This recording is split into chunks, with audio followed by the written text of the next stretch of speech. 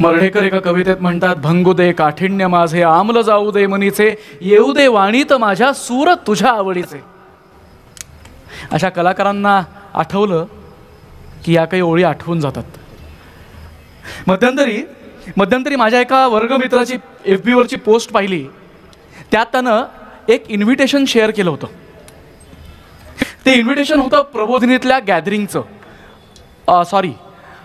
प्रबोधिनीतल्या अभिव्यक्ती सादरीकरणाचं निमंत्रण. तर ते निमंत्रण मी वाचलं आणि मला खरंच खूप बरं वाटलं. मी जरा चौकशी केली तर मला असं कळलं की गेली 30 वर्ष प्रबोधिनीमध्ये अभिव्यक्तीचा वर्ग चालवला जातो. म्हणजे कलेच्या जोपासनेला इथं महत्त्व दिलं जातं. हे ऐकून मला खूप बरं वाटलं. एवढंच जाणवलं की प्रबोधिनींनी बदल स्वीकारले. Change is constant. हा, पण काही गोष्टी प्रबोधिनीतल्या अजिबात बदलू नये असं आजही वाटतं. उदाहरणार्थ, शाळेनंतरचं दल ज्याच्यावरती आम्ही सगळेजण जगलो, वाढलो, घडलो. शनिवारची उपासना, त्याआधीचं मौन, हिवाळी शिबिरं, त्यातले ते सगळे टास्क्स, त्याच्यानंतर शाळेतले विविध किल्ल्यांवरचे ट्रेक्स आणि गणेशोत्सवातला सहभाग. अजूनही कुठेही मी ढोल ताशांचा आवाज ऐकला ना की माझ्या मुठी आपोआप आवळल्या जातात आणि मनातल्या मनात मी ध्वज नाचवायला सुरुवातही करतो. मध्यंतरी वर्तमानपत्रात सध्या वाढत चाललेल्या या ढोल ताशांच्या पथकांविषयी वाचलं तर त्यात विशेष उल्लेख होता तो युवतींच्या सहभागाचा. आणि मला वाटून गेलं की या मागे सुद्धा ट्रेंड सेटर प्रबोधिनीच तर होती. आमचं युवती विभागाचं पथक गेली 30 वर्ष सातत्यानं मिरवणुकीत सहभागी होत आहे. याची सुरुवात करताना आमच्या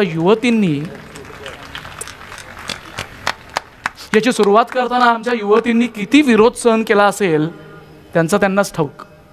मन खरंच कौतुकानं भरून आलं. एकंदरीतच ना, गणेशोत्सव हा प्रबोधिनीतला एक भारून जायचा काळ होता. नमस्कार, मी श्रीजा.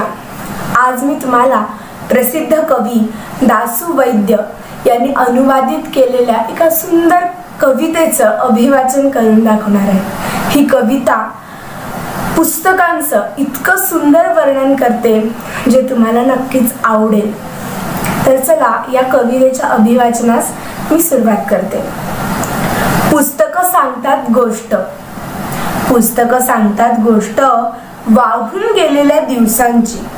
पुस्तकं सांगतात गोष्ट वाहून गेलेल्या दिवसांची, युगायुगांची, विश्वाची, माणसाची. पुस्तकं सांगतात गोष्ट वाहून गेलेल्या दिवसांची, युगायुगाची, विश्वाची, माणसांची. आजची कालची, उद्याची, एकेका क्षणाची. आजची कालची, उद्याची, एकेका क्षणाची. पुस्तकं सांगतात गोष्ट. पुस्तकं सांगतात गोष्ट झाड हिरव्या पानांनी सळसळावं अशा सुखाची. पुस्तकं सांगतात गोष्ट झाड हिरव्या पानांनी सळसळावं अशा सुखाची. निष्पर्ण फांदीच्या एकाकीपणासारख्या दुःखाची. निष्पर्ण फांदीच्या एकाकीपणासारख्या दुःखाची. पुस्तकं सांगतात गोष्ट वाऱ्यावर डुलणाऱ्या रंगीत फुलाची. पुस्तकं सांगतात गोष्ट वाऱ्यावर डुलणाऱ्या रंगीत फुलाची. युद्धात आईबाप मेलेल्या मुलाची. पुस्तकं सांगतात गोष्ट वाऱ्यावर डुलणाऱ्या रंगीत फुलाची. युद्धात आईबाप मेलेल्या मुलाची. जिंकलेल्या रणाची, हरलेल्या मनाची. जिंकलेल्या रणाची, हरलेल्या मनाची. प्रेमाची, द्वेषाची, श्वासाची ही पुस्तकं सांगतात गोष्ट. प्रेमाची, द्वेषाची, श्वासाची ही पुस्तकं सांगतात गोष्ट. मग ऐकणार ना गोष्टी पुस्तकांनी सांगितलेल्या.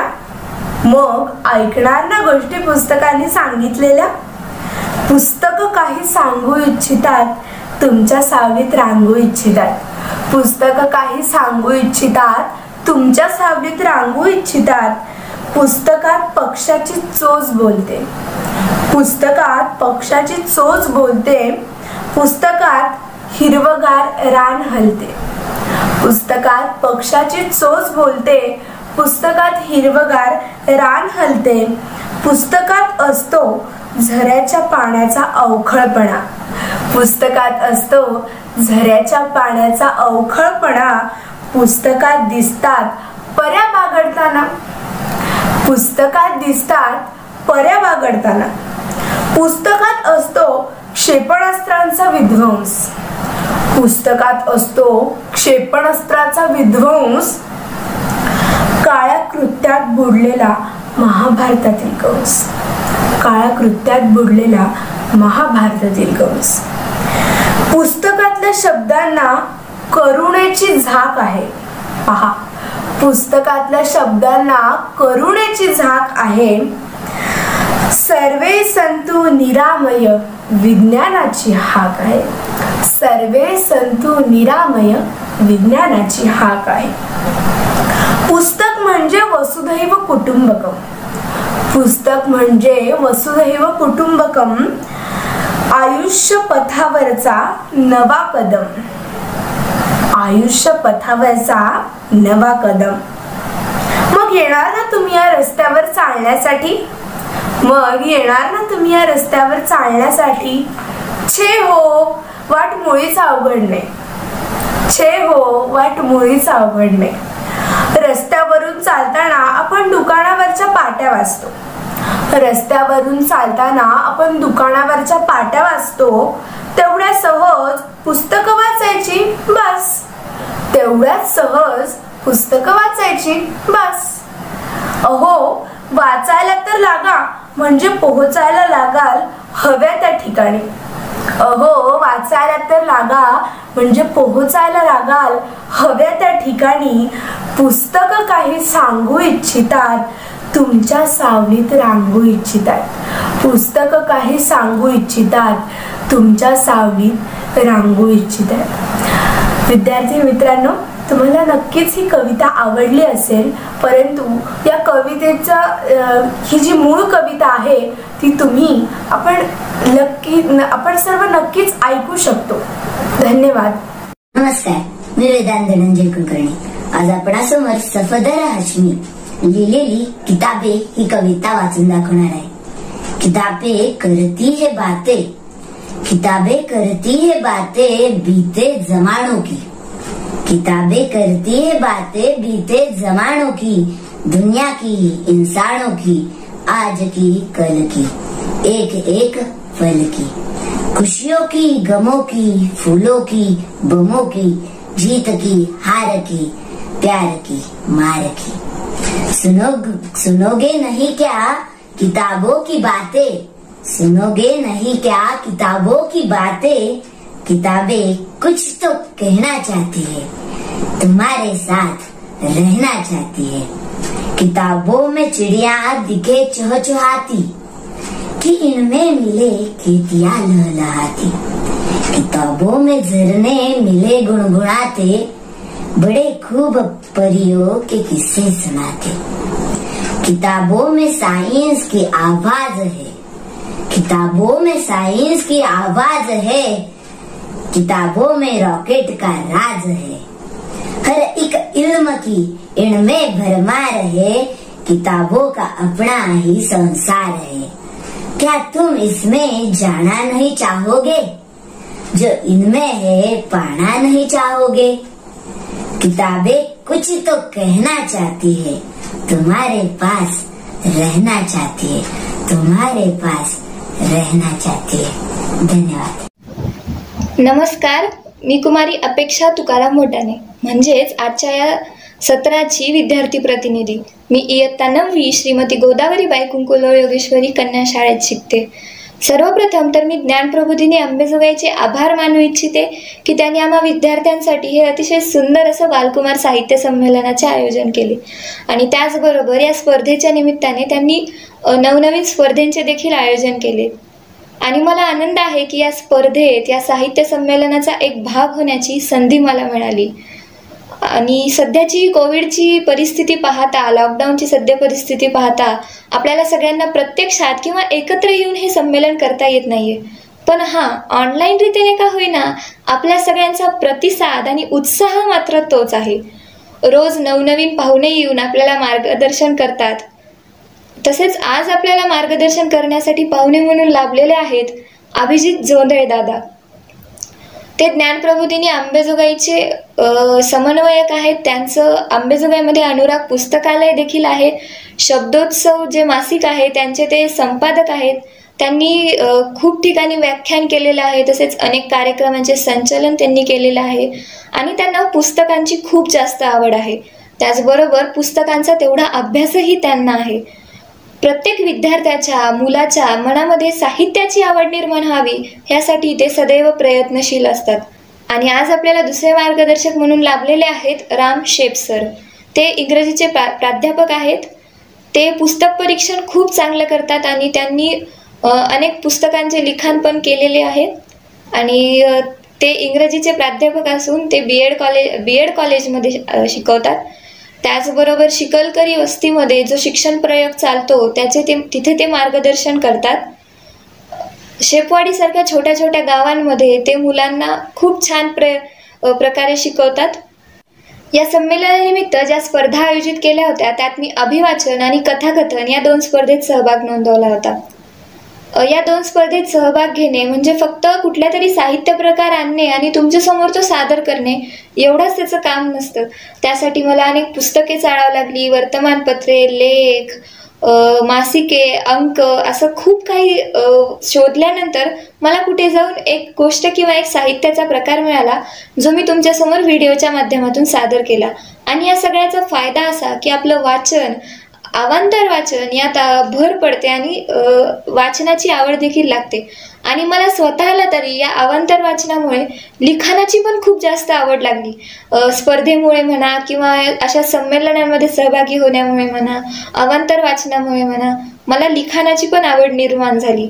पण कित्येक पालकांना असं वाटतं की आपली मुले अवांतर वाचन करतात याचा अर्थ त्यांचा अभ्यासावर दुर्लक्ष होत नाहीये का, किंवा त्यांचा अभ्यासावर दुष्परिणाम तर होत नाहीये.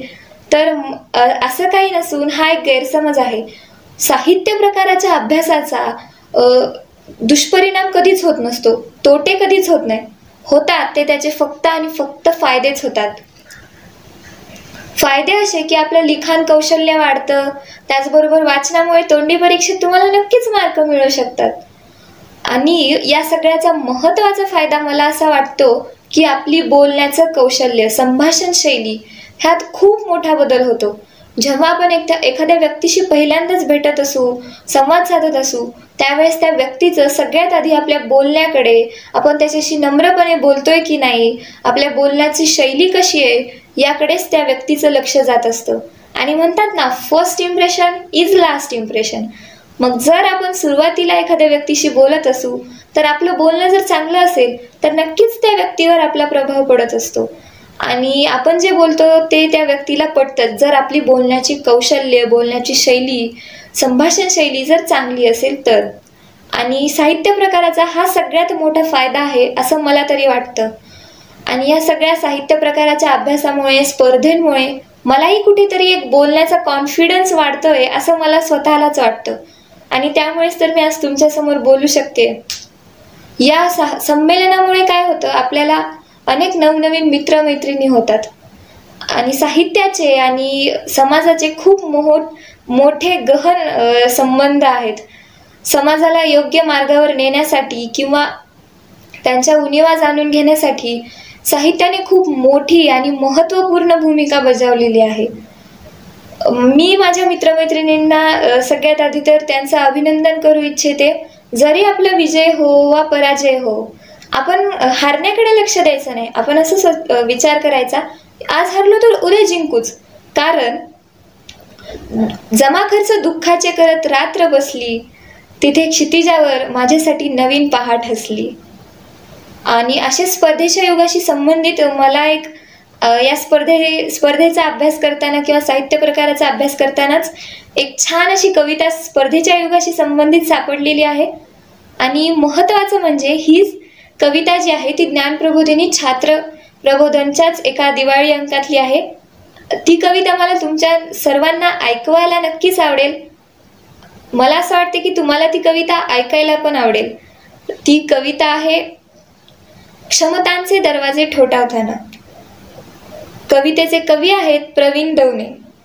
तर मी आता तुमच्या समोर ती कविता सादर करते. क्षमतांचे दरवाजे ठोठावताना. क्षमतांचे दरवाजे ठोठावताना मीच येतो माझ्यासमोर अनोळखीचा नवा. तेव्हा जाणवतं हृदयात तेवू लागलाय आत्मविश्वासाचा दिवा. जाणवतं अचानक माझ्या बोटातही लपलाय तबल्याचा ताल. स्वतःलाच क्या बात आहे म्हणत नवा दिवस सुरू होतो आजकाल. घर शाळा सारे सारे फुलून येतात. घर शाळा सारे सारे फुलून येतात. जेव्हा माझ्यात दिसू लागतो जगण्याच्या प्रश्नाला उत्तर देणारा मी. अर्थ कळतो लपलेल्या भावनांचा. कळू लागतं कालच्याहून पुढे जात आहोत आम्ही. येथे कुणाला मागे टाकणे नाही. येथे कुणाला मागे टाकणे नाही. पण हां, पुढे जाणे मात्र नक्कीच आहे. स्पर्धेच्या विश्वातील हेच तर गुपित कळले आहे. स्पर्धेच्या जगात हसू आसू सारेच छान उत्सव होतात. स्पर्धेच्या जगात हसू आसू सारेच छान उत्सव होतात. रोज नवा विश्वास नवा आत्मविश्वास हेच तर आमचे बक्षीस होतात. रोज नवा विश्वास नवा आत्मविश्वास हेच तर आमचे बक्षीस होतात. मला असं वाटते की ही कविता तुम्हाला आवडली असेल आणि समजली असेल. धन्यवाद तुम्ही मला ऐकून घेतल्याबद्दल. नमस्कार.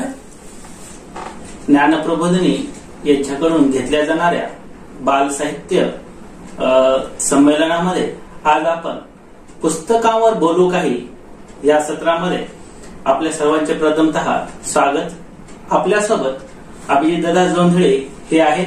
आपल्या सर्वांना सुपरिचित असलेले अभिजितदादा जोंधळे यांच्यासोबत आपण आज गप्पा मारणार आहोत. या सत्रामध्ये पुस्तकावर बोलू काही या सत्रामध्ये आपण सर्वजण पुस्तकांवर बोलणार आहोत. आपल्याला मार्गदर्शक म्हणून अभिजितदादा जोंधळे हे करणार आहेत. पुस्तक परिचय नावाची एक स्पर्धा आपण सर्वांसाठी घेतलेली होती. या स्पर्धेसाठी खरं तर सर्व विद्यार्थी मित्रांनी खूप छान प्रतिसाद दिलेला आहे. अभिजितदादा जोंधळे हे पण आपल्याकडे लक्ष ठेवून आहेत. अभिजितदादा, आपण तर या साहित्य संमेलनातील सर्व साहित्य कृती यांचं परीक्षण करत आहातच, ते पाहत असालच असं मला नक्की वाटतं. तर या साहित्य संमेलनात कसा प्रतिसाद आहे याविषयी आपण थोडक्यामध्ये आम्हाला सांगावं. नमस्कार. बालकुमार साहित्य संमेलन ज्ञानप्रबोधिनीने आयोजित केलेलं आहे. त्याचं दुसरं वर्ष आहे. यापूर्वीचं संमेलन ऑफलाईन झालं होतं आणि आता आपण ऑनलाईन संमेलन हे घेतो आहोत. प्रतिसाद मित्रांनो खरंच खूप छान आहे. मला सुरुवातीला असं वाटलं नव्हतं की इतका चांगला प्रतिसाद मिळेल. पण याचं उत्तर देताना मी एवढंच म्हणेल की मागच्या वर्षीपेक्षा या वर्षीच्या प्रतिसादापेक्षाही तुम्ही कथा सादर करताय, कविता सादर करताय, तुम्ही अभिव्यक्तीच्या कार्यक्रमात काही मांडणी केली आहे. ह्या सगळ्या साहित्यिक सादरीकरणाच्या सोबत या संमेलनाच्या निमित्ताने त्याला तांत्रिक बाजू तुम्ही जोडली आहे, तांत्रिक कौशल्य तुम्ही आत्मसात केली आहे. मला हे वेगळेपण या साहित्य संमेलनाचं वाटतं. आपण सर्वजण एक तक्रार नेहमी करत असतो की मुलं पुस्तक वाचत नाहीत. आणि या साहित्य संमेलनात तर अनेक बालमित्रांनी साहित्यकृती वाचलेल्या त्याचा परिचय आपल्याला या सत्रामध्ये दिलेला होता. तर मुलं पुस्तक खरंच वाचतात का आणि मुलं पुस्तक वाचण्यासाठी पालक कोणत्या प्रकारे त्यांना सहाय्य करतात याविषयी अभिदादांचं काय मत आहे ते आपण जाणून घेऊया. फारच तसा चांगला प्रश्न, पण कायम चर्चेत असलेला हा प्रश्न आहे की मुलं काय, पालक काय, शिक्षक काय, की वाचन संस्कृती कमी होत चालली आहे असा एक सूर असतो असं कदाचित रामदादांना म्हणायचंय. सरळ सरळ प्रश्नाचं उत्तर असं आहे की वाचन कमी होतंय का, तर कमी होत चाललंय. पण आपलं बालकुमार साहित्य संमेलन आहे आणि आपली ही सगळी श्रोत्यांमध्ये मुलं आहेत, त्यांचे पालक आहेत. त्यामुळं या प्रश्नाच्या खूप आतमध्ये जाऊन काहीतरी त्याचं विश्लेषण करण्यापेक्षा मी एवढंच तुम्हाला म्हणेल की वाचन कमी झालंय पण संपलेलं नाहीये. त्याचं महत्व सगळ्यांना कळतंय. पण जी धावपळ सगळ्यांची चाललेली आहे, विद्यार्थ्यांची, शिक्षकांची, पालकांची, ती सगळी मार्क्स ओरिएंटेड आहे. आपल्याला मार्क्स जास्त मिळाले पाहिजेत आणि त्यामुळे या सगळ्या गोष्टींकडे दुर्लक्ष होतं हे नक्की. त्यामुळे वाचनासारखी गोष्ट, साहित्यातली अभिरुची, हे सगळं खरं तर कुटुंब, शाळा आणि समाज या सगळ्यांच्या मधून यायला लागतं. आणि जर तिथेच ते थोडंसं कमी झालंय हे नक्की, पण संपलेलं नाहीये. आशादायक चित्र तर आपल्या संमेलनातच दिसतंय. आपल्या या पुस्तक परिचय या स्पर्धेमध्ये अनेक जणांनी खूप छान प्रकारे पुस्तक परिचय दिला. त्यामध्ये काही पुस्तक परिचय हे खूप आपल्याला उत्सुकता आणून धरणारे होते. त्यामुळे आपल्याला ते पुस्तक वाचावं असं वाटत होतं.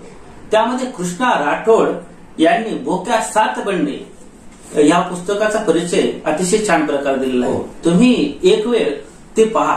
भोक्या सात बंडे काय आहे, पुस्तक कसं आहे आणि भोक्या हा डिटेक्टिव्ह म्हणून कशा प्रकारे काम करतो हे कृष्णा या विद्यार्थी मित्रांनो खूप छान प्रकारे सांगितलेलं आहे. कृष्णानंतर आपण अजून सेजल लांडे या विद्यार्थी मैत्रिणीनं देखील ओमकेश बक्षी यांची रहस्य कथा या पुस्तकाचा परिचय दिलेला आहे. तर ओमकेश बक्षी हे यांनी जे पुस्तक लिहिलं होतं त्यांची मूळ जी कथा आहे ती बंगाली आहे. या बंगाली कथेचा मराठी अनुवाद अशोक जैन यांनी केलेला आहे. मराठी साहित्यकृतीमध्ये अशोक जैन यांचं खूप मोठं स्थान आहे. अशोक जैन यांनी ज्या काही साहित्यकृती आणि रहस्य कथा लिहिल्या आहेत, या रहस्य कथांविषयी जाणून घेण्यासाठी तुम्हाला त्यांची साहित्यकृती वाचावं लागेल. आणि त्यातील एका साहित्यकृतीचा परिचय आपल्या या बालमैत्रिणीनं सेजलनं दिलेला आहे. अशा प्रकारे अनेक बालमित्रांनी आपल्याला साहित्यकृतींविषयीची माहिती दिलेली आहे. तर मी अभिदादांना एक प्रश्न विचारू इच्छितो की अभिदादा, या साहित्यकृतींमध्ये मुलांना कोणत्या प्रकारची पुस्तकं वाचायला आवडतात आणि तुम्ही त्याच्याकडे कशा पद्धतीने पाहता आणि कोणती पुस्तकं मुलांनी वाचायला पाहिजेत या वयामध्ये, याविषयी थोडक्यात. हो, हा पण खूप खरं चांगला प्रश्न आहे. पण याच्यामध्ये मी दोन भाग करतो की काय वाचलं पाहिजे असं रामदादा विचारतायत. त्याच्यापेक्षा मी असं पहिला त्याचा भाग करेल की का वाचलं पाहिजे मुलांनी. आपण तरी इतका आग्रह मुलांना वाचण्याचा का करतो, असा काय फायदा होतो वाचनामुळे, असं काही सांगता येईल का? मागे एका कार्यक्रमामध्ये मी असा प्रश्न विचारला आणि त्याची काही उत्तर मुलांकडनं घेण्याचा प्रयत्न केला. थोडा मोठा गटही त्यावेळेस होता आणि त्यांनी खूप छान उत्तरं दिलीत. मित्रांनो, ज्ञान मिळतं, माहिती मिळते पुस्तकांमधनं, पण पुस्तकांमधनच ज्ञान आणि माहिती मिळते हा कालखंड खूप मागचा आहे. आता माहिती आणि ज्ञान देण्याची साधनं खूप वाढली आहेत. खूप वेगानं ती आपल्या जवळ आली. तंत्रज्ञानानं ते विश्व खूप मोठं केलंय. पण तरीही वाचन टिकून आहे. वाचन केल्यामुळं नेमका काय फायदा होतो? खूप छान उत्तरं त्यावेळेसच्या मुलांनी दिली होती. शिक्षकांच्या एका कार्यक्रमामध्ये या प्रश्नाचं आम्ही खूप छान चर्चा केली होती. म्हणजे शब्दसाठा वाढतो, शब्दसंग्रह वाढतो, संवेदनशीलता वाढते, प्रश्नांचा विचार करणं आणि प्रश्न सोडवण्याच्या क्षमता वाढतात. या सगळ्यातनं आत्मविश्वास वाढतो, तार्किक पद्धतीचा विचार करण्याच्या क्षमता वाढतात. गोष्ट, एखादी घटना घडते आणि त्याला अनेक बाजू कशा असू शकतात हे मुलांना कळायला लागतं. मुलांना व्यक्त कसं व्हायचं हे कळायला लागतं. विचार करणं, मुलं विचार करायला लागतात. समस्या सोडवण्याचा त्यांचा विचार वाढायला लागतो. याच्यासोबतच सर्जनशीलता, क्रिएटिव्हिटी ज्याला म्हणतो आपण, किंवा आपण नवनिर्मिती, हा विचार मुलांमध्ये फुलायला लागतो. तुम्हाला सांगतो, मुलांमध्ये प्रश्न खूप पडलेले असतात. मुलांना खूप कुतूहल असतं. पण अजूनही मुलांना पडलेले प्रश्न कोणाला विचारावे हा त्यांचा फार मोठा प्रश्न असतो. कारण तशी जागा त्यांना भेटत नाही. तर या प्रश्नांची उत्तर कोणाच्या पुस्तकात मिळायला लागतात. आणि या सगळ्या ज्या प्रक्रिया घडतात मी सांगतो त्याच्यातनं नेमकं काय होतं तर मुलांचा आत्मविश्वास वाढतो. मुलांचा म्हणण्यापेक्षा वाचणाऱ्या प्रत्येकाचा आत्मविश्वास वाढतो. मला एक बेलसरे गुरुजी होते आणि ते खूप छान म्हणायचे की वाचणारा माणूस चार चौघात उठून दिसतो. म्हणजे काय तर त्यातला आत्मविश्वास मला महत्वाचा वाटतो. हे असे फायदे तोट्याचे गणित मांडण्यापेक्षा मित्रांनो मला साधं असं वाटतं की वाचनानं काय होतं तर मला आनंद मिळतो. आपण आपल्या आवडीचं वाचत असतो, नावडीचं आपण वाचत नाही. म्हणजे आवडीचं जे काय आपण वाचतो त्याच्यामधून आपल्याला मिळतं काय तर आनंद मिळतो असं मला वाटतं. आता तुम्ही असं म्हणावं की काय वाचलं पाहिजे. मी आता सांगितलं की का वाचलं पाहिजे. कारण का वाचलं पाहिजे हे जसं जसं कळायला लागतं तसं तसं मग काय वाचायचंही कळायला लागतं. त्याचं कारण असेल आपल्याला की साधारण प्राथमिक शाळेमध्ये वाचनाच्या कौशल्यावर काम होतं. वाचनाची प्रक्रिया ज्याला म्हणतो आपण, आपला किरणदादा जो आहे तो प्राथमिक शाळेमध्ये वाचन कौशल्याचा उपक्रम घेतो. त्याच्या पुढचा टप्पा असा येतो की आकलनासहित मुलं वाचनाच्या प्रक्रियेकडे सरकतात. म्हणजे पहिल्यांदा शब्दांची ओळख होते, शब्द वाचायला लागतो आपण, गोष्ट वाचायला लागतो. सगळं कळतं असं नाही, सगळ्यांना कळतं असंही नाही. पण मग नंतर हळूहळू जेव्हा वाचण्याची प्रक्रिया पुढे सरकते त्यावेळेस ती आकलनासहित माणसं वाचायला लागतात, मुलं वाचायला लागतात. आणि या प्रक्रियेनंतर मग त्याला कळते की आपल्याला काय आवडायला लागतं. मला काय आवडते खरं, मला गोष्टी आवडतात का, मला विज्ञानाच्या कथा आवडतात का, मला गणिताच्या बद्दलचं काय आवडते का, मला चरित्र आवडतात का, मला रहस्य कथा आवडतात का, मला नाटक आवडते का, मला कादंबरी आवडते का, मला कथा आवडतात का, किंवा मला एखादा लेखकच फक्त आवडतोय का, हे त्याला कळायला लागतं हळूहळू. आणि तिसऱ्या टप्प्यामध्ये मग तो वाचनाची तर प्रक्रिया आत्मसात केलेलीच असते, त्याने त्यासोबत तो आकलनासह आणि वाचनाच्या गतीसह वाचायला लागतो. वाचनाची देखील गती असते बरं, त्याचं देखील एक शास्त्र आहे. तर अशा पद्धतीने मुलं खरं वाचायला लागतात. त्याच्यामुळे आता आपण जी स्पर्धा, मी सगळ्यांचं आपलं साहित्यिक, माझा आवडता साहित्यिक आणि माझं आवडतं पुस्तक हे दोन्ही मी सगळ्यांचे व्हिडिओ पाहिले. इतकं सुंदर त्याचं परीक्षण मुलांनी केलंय. साहित्यिकांच्या बाबतीत जी मुलं बोलली, पुस्तकांचा परिचय दिला, म्हणजे श्यामची आई पासून ते बहुरूप गांधींपर्यंत आणि रत्नाकर मतकरींच्या पुस्तकापासून अण्णाभाऊ साठेंच्या पुस्तकांपर्यंत मुलांनी सुंदर, त्यांना जे वाचलं, त्यांना जे समजलं ते आपल्यासमोर मांडले त्या व्हिडिओवर. आणि खूप छान, म्हणजे बहुरूप गांधी या पुस्तकाचा इतका सुंदर परिचय त्या व्हिडिओमध्ये त्या विद्यार्थ्यांनी केलाय की असं लक्षात येतं पटकन की त्यांना ते पुस्तक खूप समरसपूर्ण वाचलंय. त्यामुळे मुलांनी पहिल्यांदा खरं वाचलं पाहिजे. आणि कदाचित तुमच्या मनातही हा प्रश्न असेल रामदादा, पण मी त्याचं उत्तर आधीच देऊन टाकतो की वाचन मुलांनी करावं यासाठीचं वातावरण निर्माण करणं एवढंच आपल्या हातात असतं. या आजूबाजूला पुस्तकं रेंगाळत आहेत, घरात वर्तमानपत्र येत आहे, एखादं मासिक येत आहे आणि मुलं ती वाचायला लागली. हे केव्हा घडेल, जेव्हा ज्येष्ठ वाचायला लागतील, जेव्हा मी वाचायला लागेल, मी हे सगळं चालायला लागेल, त्यावेळेस माझ्या मुलालाही ती सवय लागेल. त्यामुळे ती वातावरण निर्मिती होणं खूप गरजेचं असतं. काय वाचावं ह्याच्यासाठी खूप आपल्याकडे माहिती आहे, खजिना आहे. तुम्ही बघता ही सगळी पुस्तकं जी आहेत चारी बाजूला लावली, सगळी मुलांसाठी वाचण्यासाठी आपण उपलब्ध केले. पण हे सगळं त्या मुलांसाठी उपलब्ध करणं आणि याचं एक वातावरण तयार होणं हे खूप गरजेचं असतं. आणि मग मुलं वाचायला लागतात. मागे एक सर्वे आम्ही केला होता, त्याच्यामध्ये असं लक्षात येतं की साधारण 5वी ते 9वीचा गट आम्ही गृहीत धरला होता. त्याच्यामध्ये मुलांना सर्वात जास्त कथा वाचायला आवडतात. मग त्या रहस्य कथा असतील, मग त्या जंगलातल्या गोष्टी असतील, जातक कथा असतील, हितोपदेश असतील, जनात वनात अनिराव सरांचं पुस्तक, सृष्टीत गोष्टीत, या सगळ्या प्रकारच्या कथा मुलांना वाचायला सगळ्यात जास्त आवडतात.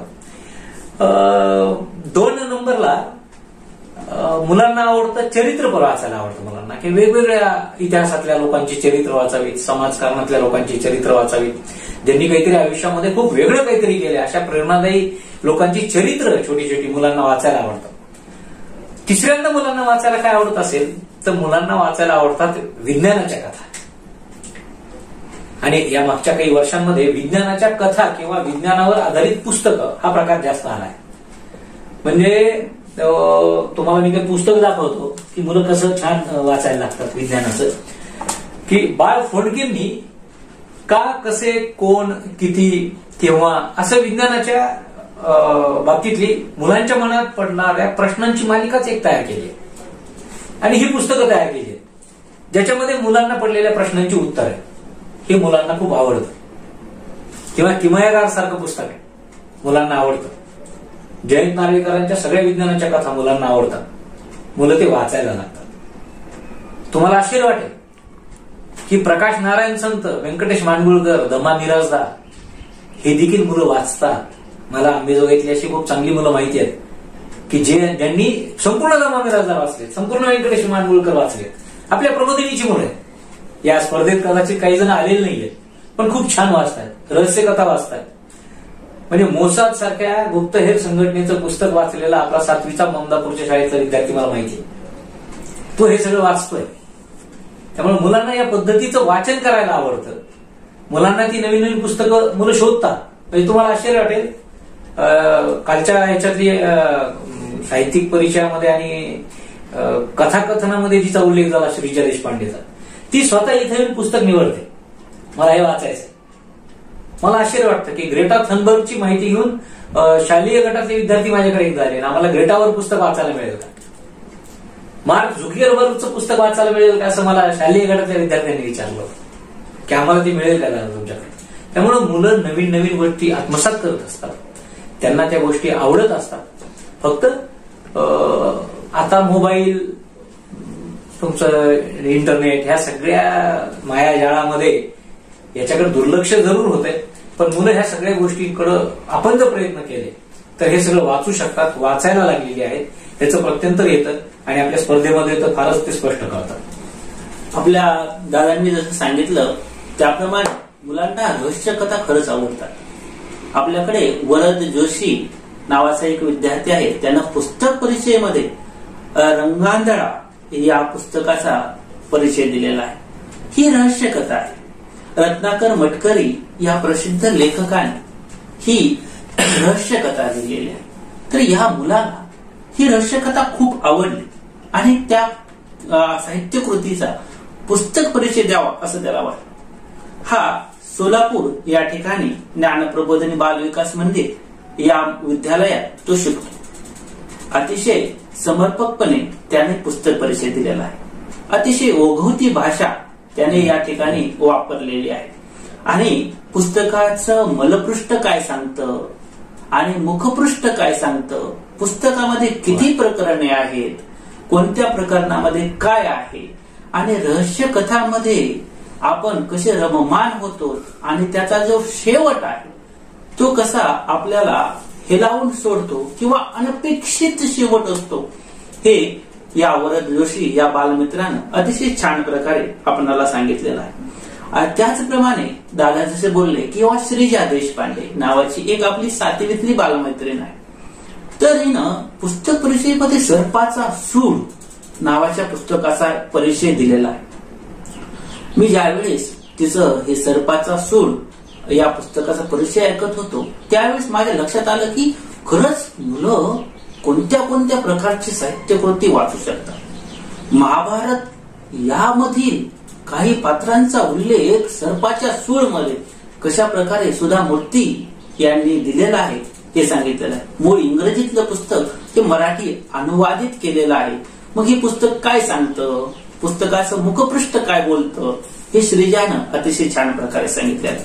मग ही सर्पाचं चित्र पुढे का दिसतंय आणि महाभारताचा काय नेमका संबंध आहे हे जर तुम्हाला जाणून घ्यायचं असेल तर सर्पाचा सूड नावाचं पुस्तक वाचा, असं आव्हानही आपल्याला श्रीजानं केलेलं दिसून येतो. मुलं श्यामची आईपासून ते बहुरूप गांधीपर्यंत वाचतात असं आत्ताच दादा म्हणले. तसं बहुरूप गांधी नावाचं पुस्तक आपल्या एक बालमित्र वेदांत कुलकर्णी त्यानं वाचलेलं आहे. तर या बालमित्रानं वेदांत कुलकर्णीनं बहुरूप गांधी वाचल्या त्याविषयीचं मत त्याचं आणि पुस्तक परिचय दिलेला आहे. तर बहुरूप गांधीमध्ये बहुरूप म्हणजे काय तर गांधीजींची विविध रूप, गांधीजी ज्यावेळेस जे काम करत आहेत ते त्यांचं रूप, ज्यावेळेस ते सूतकताई करतात त्यावेळेसचं रूप, शिंप्याचं रूप, त्यांचे विविध जे काम आहेत त्यावेळेस ते काम करत असताना त्याची विविध रूप कशी उलगडत जातात हे बहुरूप गांधी पुस्तक वाचत असताना सांगितलेलं आहे. अतिशय ओघवती भाषा वेदांतनं पुस्तक परिचय देत असताना सांगितलेले आहे. पुस्तकाला किती पृष्ठे आहेत, पुस्तकाचं मलपृष्ठ, मुखपृष्ठ काय बोलतं, पुस्तकामध्ये जी प्रकरणं दिलेली आहेत ती काय काय आहेत किंवा गांधींची रूप कशी उलगडत जातात हे वेदांतनं अतिशय सोप्या साध्या शब्दांमध्ये सांगितलेलं आहे. वेदांतनं पुस्तक परिचय देत असताना एक उदाहरणही त्यामध्ये घडलेला एक प्रसंग देखील सांगितलेला आहे. त्यामुळं आपल्याला असं वाटतं की पुस्तकामध्ये अजून काय घडलं असेल. आपल्याला जर ते पाहायचं असेल, गांधीजींची रूप जाणून घ्यायची असतील, तर बहुरूप गांधी नावाचं पुस्तक आपल्याला सर्वांना वाचावं लागेल. असं उत्सुकता ताणून धरणारी पुस्तकं, नवनवीन पुस्तकं मुलं वाचतात आणि ती पुस्तकं इतरांनी वाचावी म्हणून त्यांना ती पुस्तकांचा परिचय देखील देत असतात. स्पर्धेच्या निमित्तानं तर त्याचा परिचय होतच आहे आपणा सर्वांना. त्याचा सर्वांनी ती काळजीपूर्वक पाहून ती पुस्तकं वाचावीत असा देखील त्या मागचा उद्देश आहे. दादा जसं म्हणले की वातावरण निर्मिती झाली पाहिजे, ती आपण करायला पाहिजे, म्हणजे मुलं पुस्तकं वाचतात. तुम्ही अभिजित दादांच्या घरी आल्याच्या नंतर तुमच्या लक्षात येतं की दादांकडे खूप सारी पुस्तकं आहेत आणि ती पाहिली की असं वाटतं की ह्यातलं एक तरी पुस्तक आपल्याला छानसं पुस्तक घ्यावं आणि ते वाचावं. तसंच दादांच्याकडं अजून एक त्यांचा ठेवा आहे, खजिना आहे, पुस्तकांचा खजिना आहे. तो बहुतांश मुलांनी पाहिला नसेल कदाचित. तुम्ही दादांच्या घरामध्ये येत असताना जे आपण अनुराग पुस्तकालयात जो प्रवेश करतो उजव्या साईडच्या घरामध्ये, तो पुस्तकांचा ठेवा सर्वांनाच माहिती आहे. परंतु डाव्या साईडला जे किचनचा भाग आहे तिकडल्या साईडला पण एक वेळ जाऊन पहा. जवळपास 1000 ते 1500 पुस्तकांचा एक ठेवा, खजिना त्या ठिकाणी दादांच्या घरी आहे. त्या खजिन्याविषयी दादा आपल्याला थोडक्यात सांगणार आहेत आणि त्या खजिन्यामुळं दादांच्या जडणघडणीमध्ये, त्यांच्या जडणघडणीमध्ये त्या खजिन्याचा काय रोल आहे, त्याची भूमिका काय आहे याविषयी देखील दादा आपल्याला थोडक्यात सांगतील. दादा मी विनंती करतो की त्या खजिन्याविषयी थोडक्यात माहिती सांगायची. बरोबर आहे. अनुराग पुस्तकालय हे विक्री केंद्र आहे, आपल्या सगळ्यांसाठी ती पुस्तकं उपलब्ध केलेली आहेत. नंतर रामदादा जो आमच्या शेजारच्या खोलीचा उल्लेख करतोय, तिथे आमच्या घरचं, माझ्या वडिलांनी तयार केलेलं ग्रंथालय, सरस्वती ग्रंथालय असं त्याचं नाव आहे. आणि ते व्याख्यानाला महाराष्ट्रभर फिरायचे आणि आलेल्या मानधनातून त्यांनी केवळ पुस्तक खरेदी केली.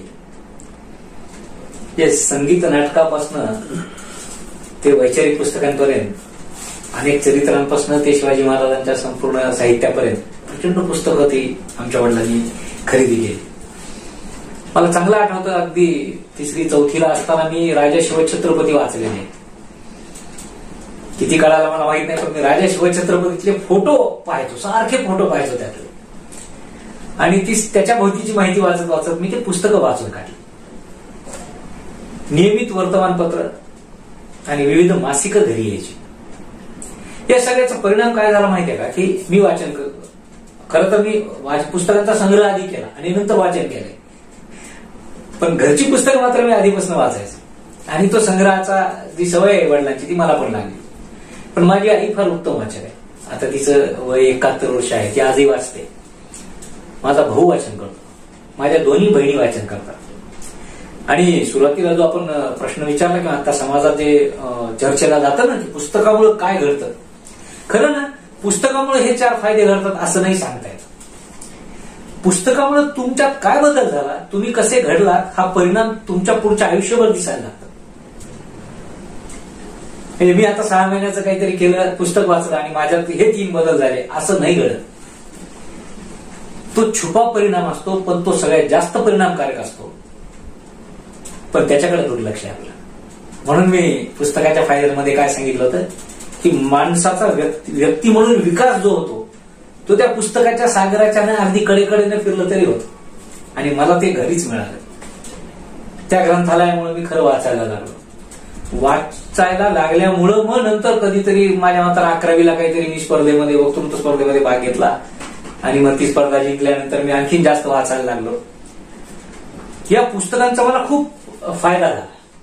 मी आता जे काम करतोय त्या कामात असेल किंवा माझ्या विद्यार्थी दशेत मी जे विद्यार्थी चळवळीत काम केलं असेल त्या सगळ्या याच्यात ही सगळी पुस्तकं ही आपल्या जडणघडणीचा सगळ्यात मोठा भाग होता. आणि त्यामुळे त्या काळात वाचलेली सगळी चरित्र, म्हणजे धनंजय कीरांनी लिहिलेली सगळी चरित्र, सावरकरांचा असेल, आंबेडकरांचा असेल, शाहू महाराजांचा असेल, ती मी सगळी वाचली होती. मी काळे पाणी वाचलं होतं त्या काळात. मला सगळ्यात जास्त आवडलेलं पुस्तक त्यावेळेस हे खरं श्रीमान योगी. श्रीमान योगी हे पुस्तक मला फार आवडलं. माझ्या घरी त्या पुस्तकाची खूप जुनी प्रत आहे आणि मी ती त्यावेळेस वाचून काढली होती. 70 ते 80 जवळपास नाटकांची पुस्तकं मी आमच्या घरची वाचून काढली होती. त्यामुळं नंतर मी सूत्रसंचलन करायला लागलो वेगवेगळ्या कार्यक्रमांचं. वेगवेगळ्या व्यासपीठावर मी हे सगळं करत असताना या सगळ्या वाचलेल्या पुस्तकातनं माझ्याजवळ जो शब्दसाठा झाला त्याचा मला खूप उपयोग व्हायला लागला.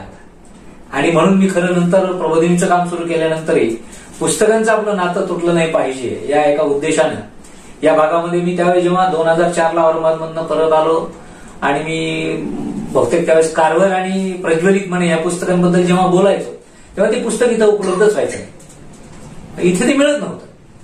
आणि मग माझ्या असं लक्षात आलं की आपण एवढं पुस्तकांबद्दल बोलतो आहोत तर ही पुस्तकं मुलांसाठी आणि वाचकांसाठी आपण आंबेजवळ का उपलब्ध करायची नाही. आणि म्हणून सरस्वती ग्रंथालयाच्या बाजूला हे अनुराग पुस्तकालय या सगळ्यांसाठी मी सुरू केलं. मला चांगलं आठवतं की 2006-07चा काळ असेल, दादांनी त्यावेळेस सांगितलेलं होतं की एक होता कारवर नावाचं पुस्तक तुम्ही एक वेळेस वाचून पहा, तुम्हाला त्यापासून प्रेरणा मिळेल. तर त्यावेळेस आम्ही ते पुस्तक वाचले. प्रज्वलित मने नावाचं पुस्तक देखील त्याच काळात दादांनी सांगितलेलं होतं, आम्ही ते पुस्तक वाचले. नंतर आम्हाला हळूहळू पुस्तकांची ओढ लागायला लागली. दादा जसं आता म्हटलंय सागराच्या किनाऱ्यावर नुसतं फिरत राहिलं तरी त्याचा लाभ तुम्हाला होतो, तसं आम्ही दादांकडे असलेली पुस्तकं आणि एकंदरीतच वातावरण याच्या सभोवताली फिरत होतो आणि त्याचा प्रत्यक्ष अप्रत्यक्षरित्या जीवनामध्ये लाभ होत गेला. आता आपण पुस्तक परिचय या स्पर्धेमध्ये अजून काही मुलांनी वेगवेगळ्या प्रकारची जी पुस्तकं वाचली आहेत त्याविषयी पण आपण बोलणार आहोत. दादांनी त्यांच्या आवडीचं पुस्तक श्रीमान योगी आहे हेही सांगितलेलं आहे. दादांना अजून पण आपण काही प्रश्न विचारणार आहोत.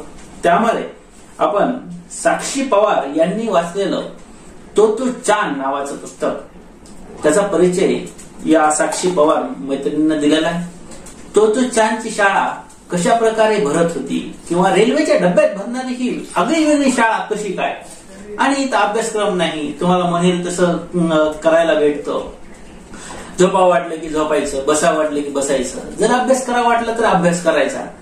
तर अशा प्रकारची ही शाळा कशी होती, तर याविषयी जर जाणून घ्यायचं असेल तर तो चान नावाचं पुस्तक आपल्याला वाचावं लागेल. आणि त्यानंतर आपल्याकडे हरिओम शिवाजी जाधव या मुलाने श्यामची आई या पुस्तकाचा परिचय दिलेला आहे. तर वेगवेगळ्या प्रकारची जी पुस्तकं आहेत त्यामध्ये श्यामची आई हे पुस्तक बऱ्याच बालमित्रांनी वाचलेलं दिसते आणि त्यांच्यावर त्याचे प्रत्यक्ष आणि अप्रत्यक्षरित्या परिणाम झालेले आपल्याला दिसून येतात. तर आगळ्या वेगळ्या पुस्तकामध्ये आनंदी महेंद्र लोमटे या बालमैत्रिणीनं 9वीला शिकते तिनं वाचलेलं जे पुस्तक आहे तर गॅलिलिओ गॅलिली हे मनोविकास प्रकाशनचं पुस्तक. गॅलिलिओ गॅलिली अंधश्रद्धेकडून श्रद्धेकडे आणि या सर्व ह्याच्यामधून विज्ञानाकडे माणूस कसा वळत जातो आणि गॅलिलिओ गॅलिली या पुस्तकामध्ये अशा अनेक गोष्टी किती छान प्रकारे सांगितलेल्या आहेत हे तिनं सांगितलेलं आहे. अतिशय मनाला लागेल अशी भाषा या मैत्रिणीनं वापरलेली आहे. कित्येक तरी लाईक्स आणि तिला व्ह्यूज मिळालेले आहेत हे तुम्ही पाहिलेलं आहे. तुम्ही एक वेळेस तिचं पण गॅलिलिओ गॅलिली हे पुस्तक परिचय एक वेळेस सर्वांनी पहा आणि नंतर ठरवा की हे पुस्तक आपण हे वाचायला पाहिजे. तर यानंतर वैष्णवी भोसले या मैत्रिणीनं श्यामची आई नावाचं एक पुस्तक वाचलेलं आहे. ते दामिनी प्रकाशनचं पुस्तक आहे. दादा तर पुस्तकाचं 20 रुपये किंमत आहे असं ती म्हणते. तर श्यामची आई नावाचं पुस्तक वेगवेगळ्या प्रकाशनांनी काढलेले आहे. तर हे बालमित्रांसाठी ही 20 रुपयाचं छोटस पुस्तक आणि सर्वांना त्यांच्या खाऊच्या पैशामध्ये घेता येईल असं आपली ती बालमैत्रीण वैष्णवी सांगते की खाऊच्या पैशामध्ये 20 रुपयात पुस्तक येईल आणि ते तुम्ही सर्वांनी वाचावं असा तिचा आग्रह आहे. तर अशा प्रकारची छान छान पुस्तकं आणि पुस्तकांचा परिचय आपल्याला होत आहे. दादांनी आता जसं सांगितलं की श्रीमान योगी दादांचं आवडतं पुस्तक आहे, तसं दादांना काय वाचायला आवडतं, कोणत्या प्रकारच्या साहित्य कृती दादांना वाचायला आवडतात. दादाचं वाचन छान आहे. बऱ्याच साहित्य कृतींमध्ये दादा वाचत असतात, परंतु त्यातलं दादांचं आवडतं क्षेत्र कोणतं साहित्य कृतींमधलं जे वाचायला दादांना आवडतं? मी वेगवेगळी पुस्तकं वाचतो, पण मला प्रामुख्यानं वाचायला आवडतं चरित्र आत्मचरित्र. वेगवेगळ्या माणसांची ओळख होते, त्यांच्या आयुष्यातला त्यांचा संघर्ष, त्यांनी केलेले प्रयत्न, त्यांनी केलेला विचार, त्यांच्या आयुष्याची, त्यांची घडलेली जडणघडण, या सगळ्या गोष्टी मला प्रेरणादायी वाटतात. मला चरित्र वाचायला आवडतं. म्हणजे एक होता कारवरचा जसा उल्लेख झाला तसं मी अनेक चरित्र वाचली, अनेक पुस्तकं आवडली. प्रज्वलित मने हे माझं खरं एपीजे कलामांचं माझं आवडतं पुस्तक हे प्रज्वलित मने. चरित्रांमध्ये सर्वात जास्त मी जर काय वाचलं असेल तर मला नेताजी सुभाषचंद्र बोसांची कहाणी वाचायला आवडते. ज्ञानप्रबोधिनीमध्ये मध्ये 2005-06 मी सलग काही 31 दिवस सुभाषचंद्रांची कथा सांगत होतो मुलांना. आणि मला तुम्हाला सांगायला आवडेल की मराठीमध्ये अनुवादित झालेली सगळी पुस्तकं ही माझ्या स्वतःच्या संग्रही आहेत सुभाषचंद्रांची, मराठीमध्ये अनुवादित झालेली, आणि मी ती सगळी वाचलेली आहेत. मी त्याचा अभ्यास करतो. मला आवडतं सुभाषचंद्रांचं चरित्र वाचायला. त्याच्यासोबत मला गांधीजींचं चरित्र वाचायला आवडतं. मी आता म्हणाल्याप्रमाणे धनंजयकर लिखित आंबेडकर असतील, सावरकर असतील, या सगळ्यांची चरित्र मी वाचलेली आहेत. चाकाची खुर्ची नावाचं चरित्र मला खूप आवडलं होतं. नसीमा हुर्जुकांचं मी दिवाळी अंकाच्या निमित्तानं त्यांची मुलाखत घ्यायला गेलो होतो आणि मी भारावून गेलो. दोन्ही पाय नसलेल्या व्हीलचेअरवरच्या नसीमा हुर्जुक आणि त्यांचं ते चाकाची पुस्तक, चाकाचं खुर्ची हे पुस्तक मला ते खूप आवडलं होतं की किती छान ते पुस्तक आहे. मुलांनी देखील चरित्राच्या मालिकेमध्ये खरं कल्पना चावलाचं चरित्र आहे. पी.व्ही. सिंधूचं रुपेरी सिंधू म्हणून खूप चांगलं पुस्तक आहे. अशी महिला चरित्र आहे. एक पुस्तक तर खूप छान या निमित्ताने मी सांगेल, जे खरं खूप सांगायला आवडेल की काय काय वाचायचं. पण एक पुस्तक मध्ये मी जेव्हा त्याच्यावर लिहिलं आणि खूप लोकांना ते माहीत नव्हतं की हिंद भक्त विदेशिनी नावाचं एक पुस्तक आहे की परदेशातून भारतात आलेल्या अशा 10 महिला ज्या पुन्हा भारतात राहिल्या आणि भारतातल्या समाजासाठी काम केलं. अत्यंत प्रेरणादायी पुस्तक ते आहे. ट्युजडे विथ मॉरी नावाचं खरं अजून एक पुस्तक आहे, ते मला खूप आवडतं. आणि येणारी पुस्तकं म्हणजे मार्क इंग्लिशचं एक पुस्तक आहे, हा माणूस एव्हरेस्ट चढला.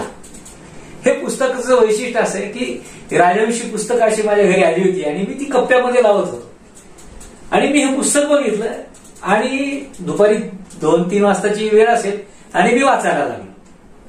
हे पुस्तक मी रात्री संपवलं.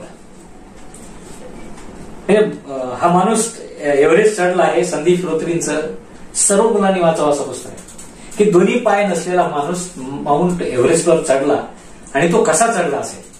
म्हणजे 4 वर्षापूर्वी तो न्यूझीलंडच्या एका माउंट कुक नावाच्या पर्वतावर चढला. त्याच्या अगोदर 24 वर्ष तो त्याच पर्वतावर चढला, त्यावेळेस हिमवादळामध्ये अडकून पडला आणि जवळपास 13 दिवस तो त्या हिमवादळात अडकला. त्याच्यात त्याचे दोन्ही पाय निकामी झाले आणि तिथून प्रयत्नपूर्वक 24 वर्षांनी हा माणूस पुन्हा एव्हरेस्ट चढतो. एका जिद्दीची, आत्मविश्वासाची, संघर्षाची कहाणी म्हणून हे पुस्तक मला खूप आवडतं. मी मुलांना बरेचदा सांगतो हे वाचावं. मुलांनी शोधाच्या कथा वाचाव्या, मुलांनी विज्ञानाची पुस्तकं वाचावी. अहो, गणिताचा देखील इतिहास असतो असं एक गणितावरचं पुस्तक आहे अच्युत गोडबोलेंचं, ते वाचावं. मग किमयागार वाचावं, फिरून नवी जन्मेन मी वाचावं. तुम्ही पियूची वही वाचलं का? ते तर नक्कीच वाचा. हॅननची सुटकेस वाचलंय का? नाही, अरे मग ते नक्की वाचा.